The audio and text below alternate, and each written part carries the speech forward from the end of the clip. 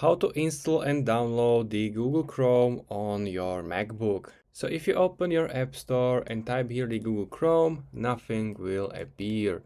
So we have to open your web browser and search for the Google Chrome and find the Google Chrome downloader. Simply click this first option. It will know that you are on the MacBook. So here you will have the Mac OS version. If you want to download it, simply click on Download Chrome, save it to your computer, wait until it's downloaded. Once it's downloaded, simply open the file, grab it to the applications. Now you can open applications and find the Google Chrome, which is here. Open it. And as you can see, now it's in my dock. Click on open.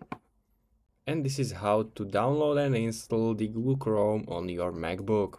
Now you can sign in and use your Chrome on your MacBook. If you find this video helpful, please consider subscribing and see you next time.